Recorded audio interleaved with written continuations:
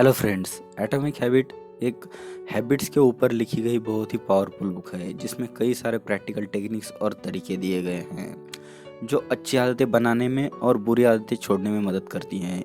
ये माना जाता है कि कुछ बड़ा अचीव करना है तो कुछ बड़ा करना होगा, बड़े बदलाव लाने होंगे, पर ये तरीका हमेशा कारगर नहीं होता।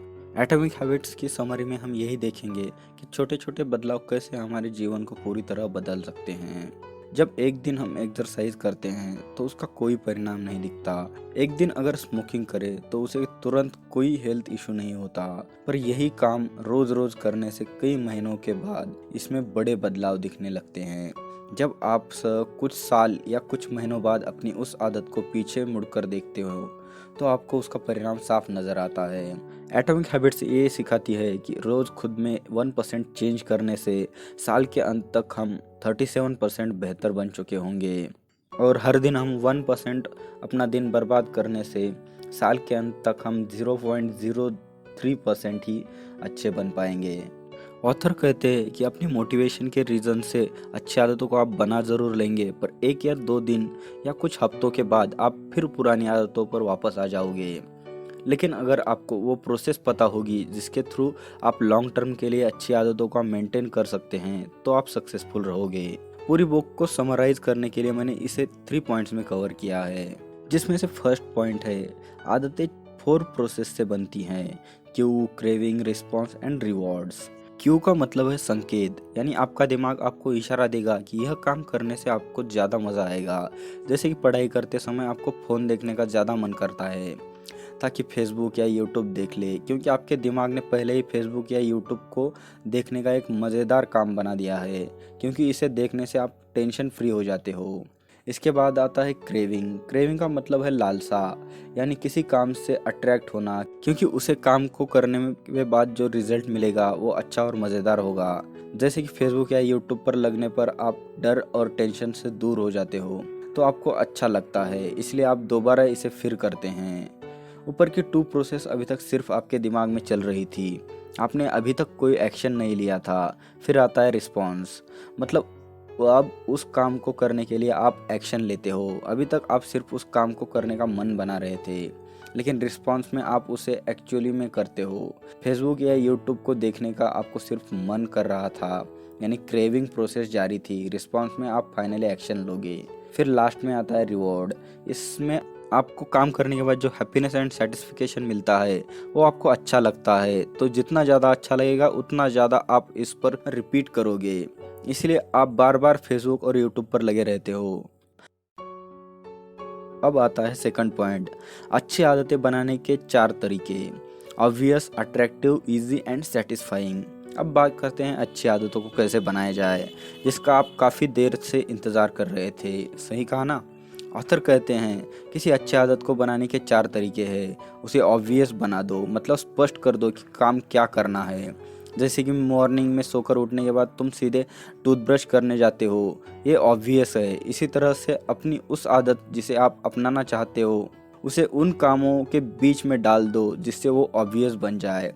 मान लो तुम किताब पढ़ने की आदत डालना चाहते हो तो इसे किसी 2 ऑब्वियस कामों के बीच में डाल दो। जैसे मैं लंच करने के बाद 20 मिनट तक पढ़ूंगा, लंच तो तुम करते ही होगे। दूसरा है इसे अट्रैक्टिव बना दो, मतलब इस काम को आकर्षक बना दो। तुम रोज बुक पढ़ना चाहते हो तो रोज अपने पढ़ाई की आदत को ट्रैक करो जिससे कि रिजल्ट तुम्हें सामने दिखता रहे।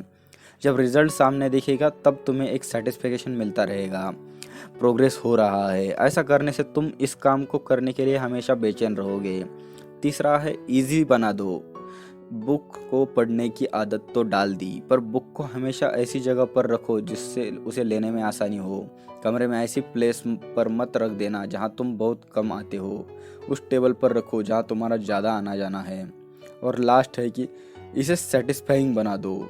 किसी बुक को पढ़ने के बाद उसका रिजल्ट तब दिखेगा जब आप उस किताब के प्रिंसिपल्स को रियल वर्ल्ड में अप्लाई करोगे, और उसके रिस्पॉन्स में आपकी सोच और पर्सनैलिटी बदल जाएगी और सेटिस्फिकेशन मिलेगा, वही आपका रिवॉर्ड होगा। थर्ड पॉइंट है फार्मूलाज और उनका इम्प्लीमेंटेशन। ऑथर ने दो बहुत इफेक्टिव फार्मूलाज बताए हैं, implementation intention and second is habit stacking.